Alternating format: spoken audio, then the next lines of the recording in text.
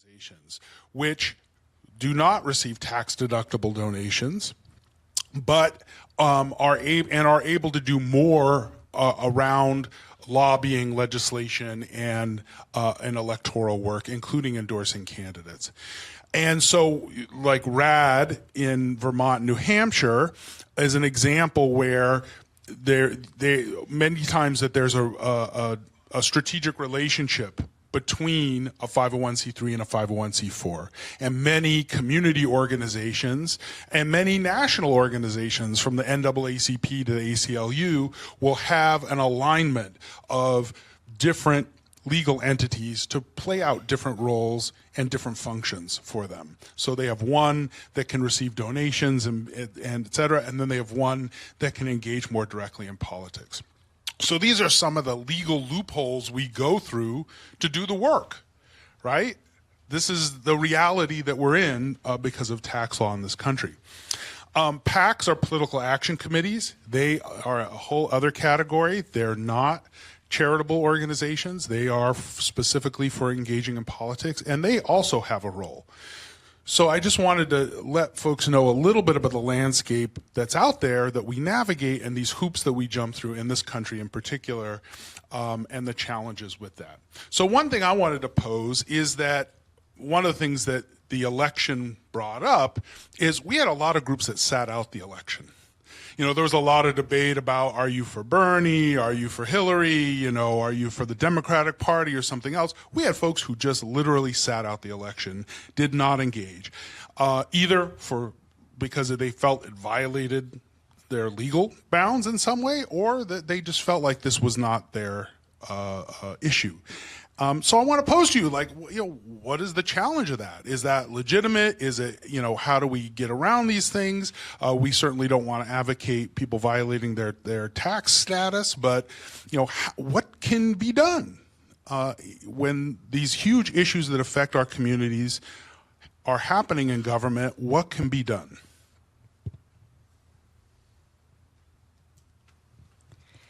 So I say this having worked government at every level. The general public has every right to not trust government because government has failed and failed over and over again, and in particular has failed certain communities. To that end, I think that your question brings into light this idea of movement building versus electoral campaigns, right? And so there are conversations in the broader organizing community on what is the best tactic to build us as a country, or to rebuild us, to move us towards this vision of equity and equality, because there is a difference for everyone, right? That, you know, this vision of America that includes all of us. And so there's not this tiered democracy under which we operate now. And so as someone who comes from the world of government and policy and politics and the horse trading, I recognize that government many times has failed the people. The organizer me also holds the public accountable because I understand social justice impact or policy. They are interrelated, but they have different roles. So like as an organizer, I was operating in this external channel of my role as an advocacy organization, whether I was working for a direct service nonprofit, whether I was working for a 501c3 or a 527, or just a straight out hired gun lobbyist, using my connections to bring people into the room that otherwise would not have access. My role was to pressure the government and hold them accountable. And in a response, the internal channel, government, this institution, understand that this, and I get it, institution is like this box that really no one understands what happens, right? And that is my frustration, that when we talk about the government like it's this big, you know, opaque thing that happens to people. Yeah, faceless entity. Right. And, you know, as an organizer and, you know, as a government operative, my frustration has been is that, you know, government is based on the power of the people. But at the same time, the people have to be engaged and organized and hold government accountable. And when neither party are fulfilling their responsibility to this greater concept of democracy and what it means, then we're failing each other. And so I think to your question, I know for myself in the line of work that I'm doing and the line of work that I come from, one of my intentions has always been, as an organizer, is to help people on the ground who feel disenfranchised because they are disenfranchised, is to reimagine this idea of power. What does political power look like to you, and what does it mean? Because depending on where you are, it looks very different. Power to me as an organizer looks very different to me as a legislative director to a congressperson on Capitol Hill. So my definition and my understanding of power is very different. So how I move and how I navigate those spaces to retain or to build that power is also very different. But I think in the overall, broader scheme, the fallout or the benefit, if you will, depending on how you want to frame it, of Trump winning was now we have this tremendous amount of organizing and mobilizing. We have new people coming into this space because they're angry, right? People don't get organized because they're happy, right? We get organized because we're pissed. And that's an unfortunate, great motivating factor. But once the anger wears off and we get the wins that we're fighting for, you can't go home because then it's cyclical. You have to stay engaged. And so I think that the challenge for me, straddling these worlds as an organizer at heart, representing grassroots interest at the highest levels of government, but also making sure that government officials understand that the lens of power looks different in these two different spaces that have to work together.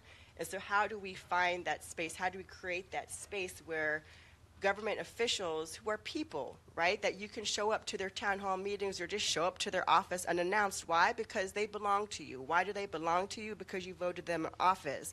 But in order for them to give a damn about you, you have to be in the universe and be engaged, because through the electoral lens, you're not in my universe if you don't vote.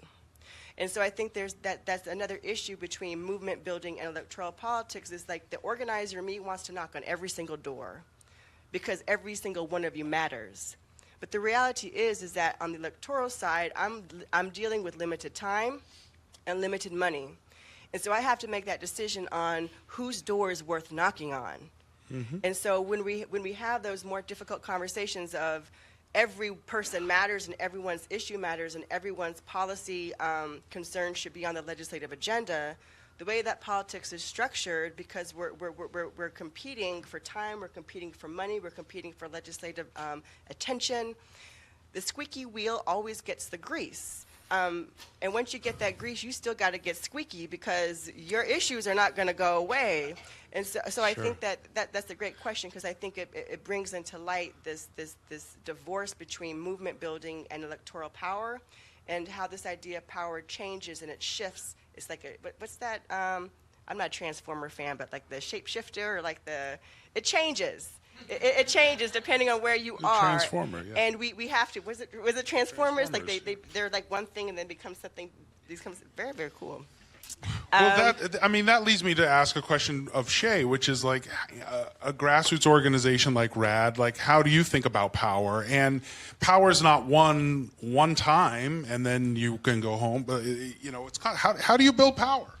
Yeah. So one of the concepts that we have of power at Rights and Democracy, or RAD, which is it's just easier to say and it's cooler to say, but that's why we came up with the acronym. It's like no, but the way we look at power is we think of power as organized people and organized money. I mean, it's really very simple. I mean, if we're going to move and change the electoral and change issues overall, and start bending some curves back in the way that that we think a vast majority of folks would like to see them go, that's really what it comes down to. And sort of the right and neoliberalism has had a good solid run on their side for a while, and we haven't had our run yet. So with the way we look at it is like that's why we have a C4. Separate from the C3, because the C4, just in sort of more easy terms, is it allows us to be political, and we also raise money through a PAC to also directly give money to candidates. So we do C4, we can do C3 educational forums, but we can actually do C4 forums that are much more pointed and much more direct and can actually be about endorsed candidates. We endorse candidates. We actually train candidates. I mean, through our C4 and with other partners like Planned Parenthood Action Fund, ACLU. the NEA in our state. I mean, these are groups that we work with closely on actually giving electoral trainings on how to teach people who come and get activated and have this sort of like this burning desire to do something. Show them how not just to build power through that issue campaign, but then, you know what, run for office and then make the policies that you want to see. And then, so then, you know, when we're talking about that face that you go to, you know, when you're pissed, is actually someone who you probably agree with, right? And they agree with you. And so there's a more reflective sense of really that the government really reflects the people that it's meant to, and that really it's designed to, not the folks who just give the money and write the checks. So that's one of the things that we really focus on with our C4 work, is trying to sort of, that's why it is protest to power. We really have a whole movement politics track that really takes it one step further. You know, and part of it is, you know, rights and democracy. You know, previously before that, a number of folks were involved in pushing for a single payer in Vermont, and we were this close. And what happened? Right at the tail end, the governor, who got a lot of support from activists on the left who supported single payer, just dropped it, because it didn't find it politically expedient. There's all kinds of things why. And it was just like at the last minute, just sort of said, pull the plug on it. So what that realized and awakened for a lot of people is that we needed to do more than just show that there was an actual desire for something to happen. It was massive. There was massive approval for this to happen in Vermont. And then it stopped. So then we realized, like, because we didn't have that person in power who was elected from that sort of organizing model, who was going to be held accountable to that group, they just saw us as a voting bloc. Right? And so when you sort of are able to sort of show power by actually putting people into office, that's when things start to shift. And so for us, that's where we have, you know, used the C4s and the C4 as a way. You know, and the C4 is not tax deductible, but it allows us to also create a membership model where we have a donation-based membership model. Some money can go to the C3 that's tax deductible, but the non-tax deductible stuff, it allows us really free use of that C4 membership model and that communications model to communicate to our members as much as we want to.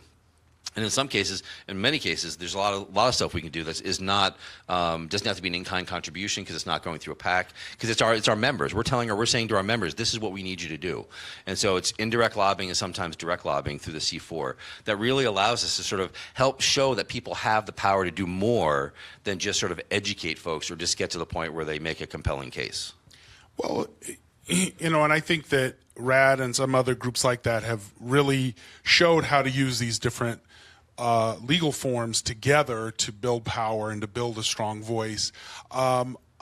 I want to pose the question, like, are all of these kind of structures sort of a trap? You know, we go through the motions, we jump through the hoops. Do we really have control over the agenda? Can we say what we want? What's interesting to me in the past year and a half is all of these, like, grassroots groups have emerged.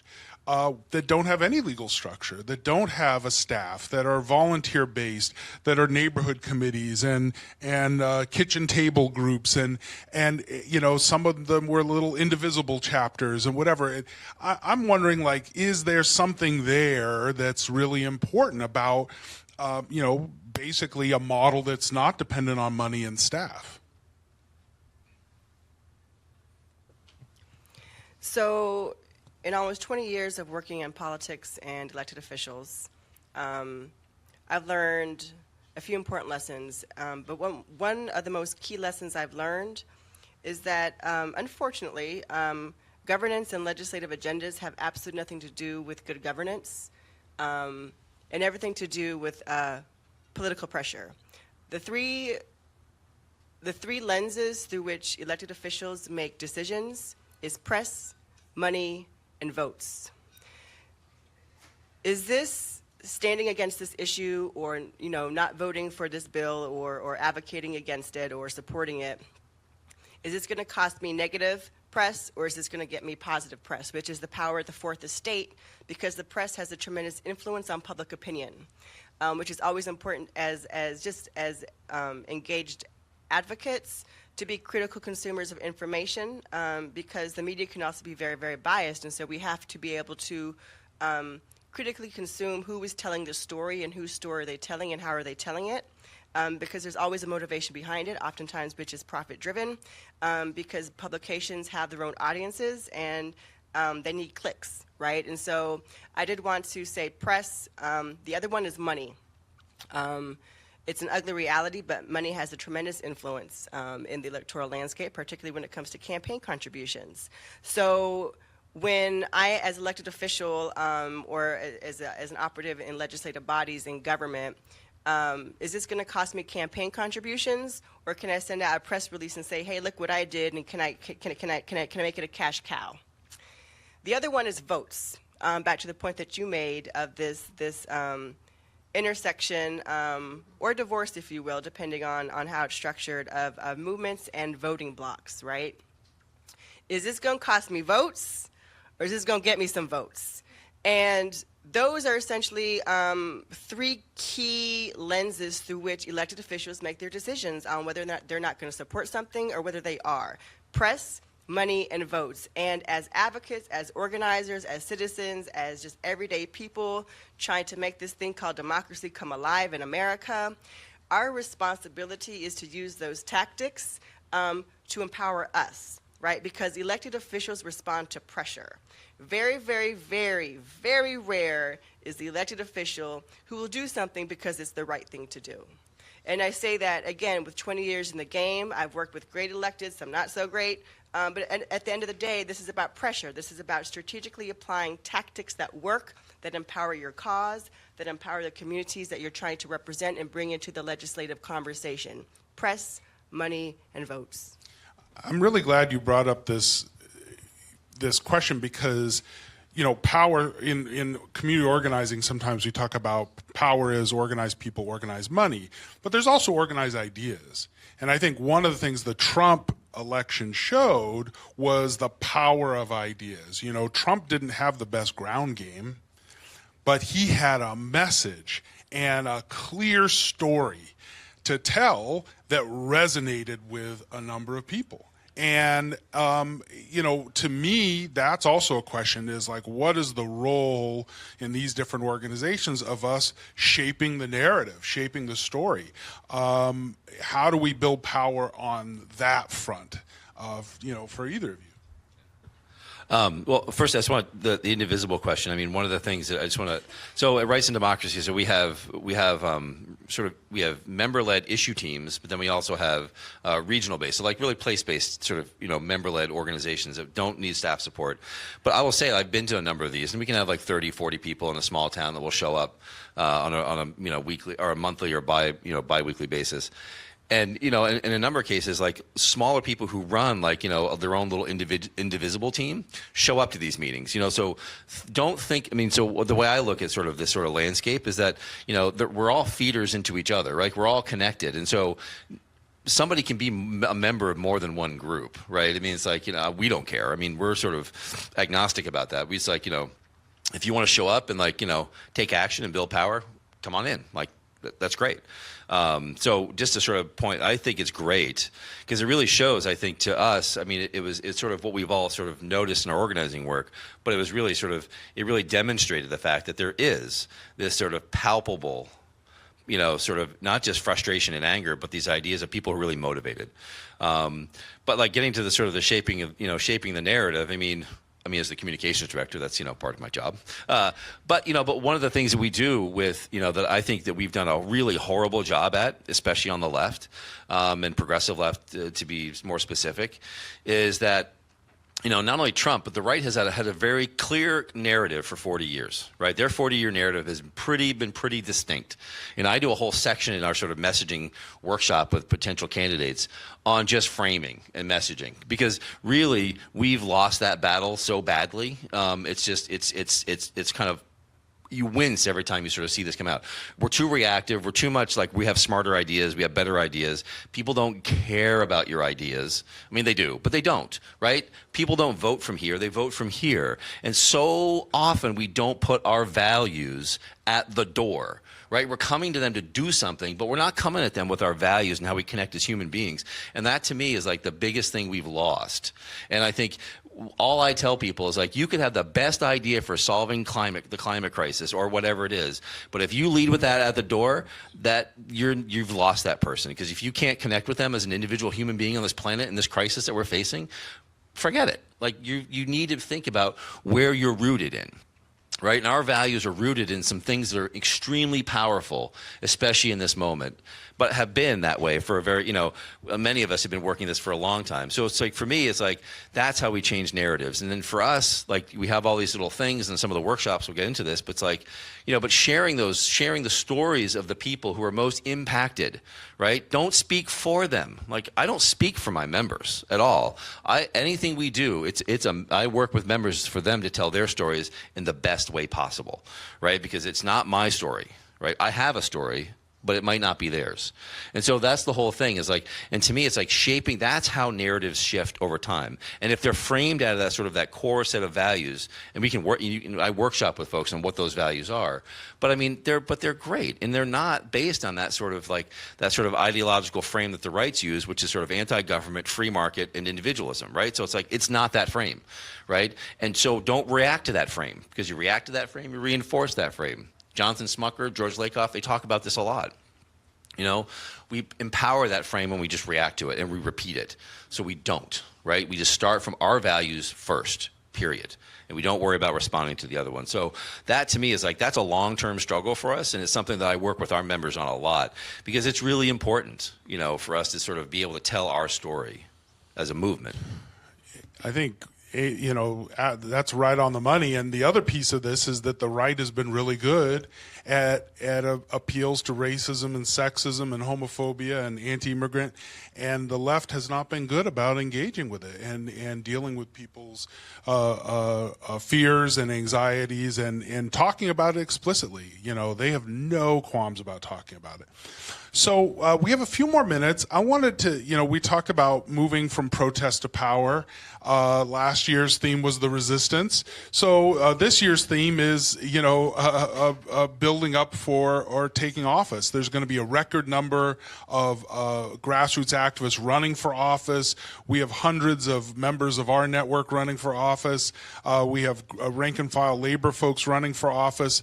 This has been tried before, but it feels like there's something new. I'm just wondering, what do you all have planned for the year ahead, and what are your thoughts? The record number of Republicans in the House are stepping down or not running again, but we could snatch failure from the jaws of victory if we try hard enough. So, what about the year ahead, and what are your predictions for the midterm election?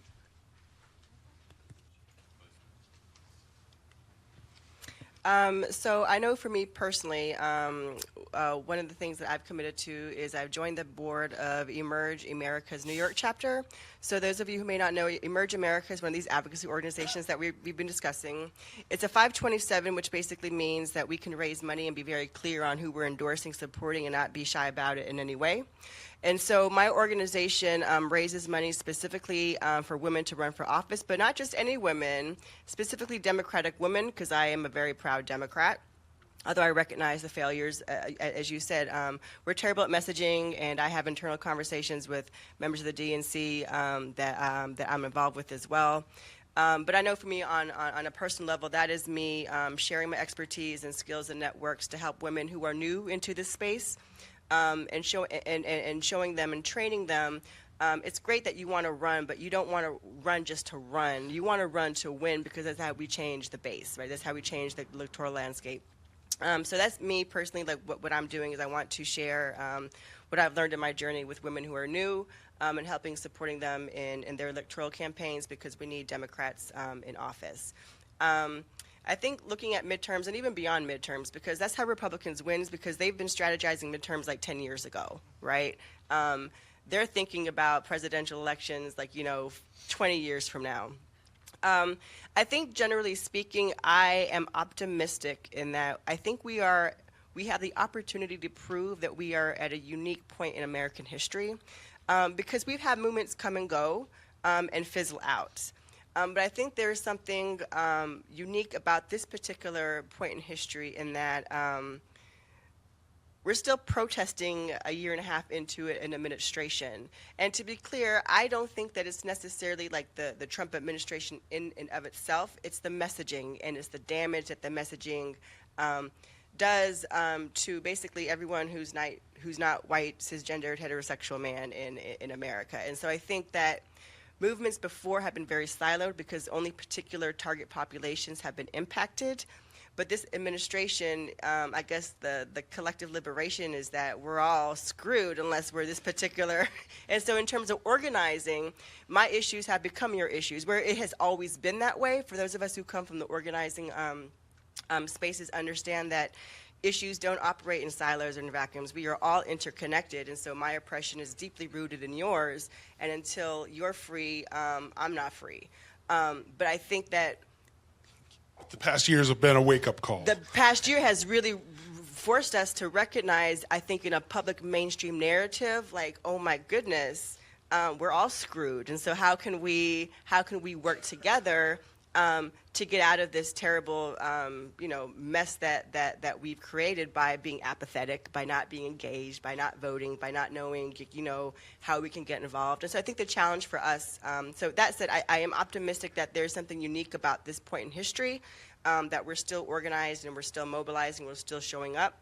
I think the challenge for us, though, is that we find, no matter where you are in your activism journey, and I'm so happy to see so many of you, and we welcome you because you are so deeply and desperately needed in these spaces, that no matter what your skill sets are or what your passion is, there is room for you. And I think the thing that makes me hopeful is that I think organizing has been a lot like government, is that people never really knew like what it meant or who it was for. But activism and government is for everybody. Activism and government is you. It's every single person in this room and the people who aren't. And so I think our challenge for those of us who are in this room is tap into your networks. Like, after today or right now, like, email, text, call 5 of your friends. And find an event or a project. There's always a community-based project. There's always some type of organizing issue at the neighborhood level or at the state level. Find something that sets your soul on fire and commit to it. Because it's that, activism is not easy. I just got off of the early voting campaign, right? You want to talk about early days and long nights and a devastating loss, yet another devastating loss. Yes, a big loss. At 2 o'clock in the morning in Albany, and, something that should be such an easy progressive win, we lost. And so there are ebbs and flows, but I've learned in the advocacy space, it's always love and hope that gets me to tomorrow. And so while you're new and we welcome you because you are so needed, whatever that issue is, whatever community that you identify with and you want to advocate for, there is room and space for you here, and to find your talents and your skills. And if you want to learn something new, it's just your presence is what makes our movements powerful.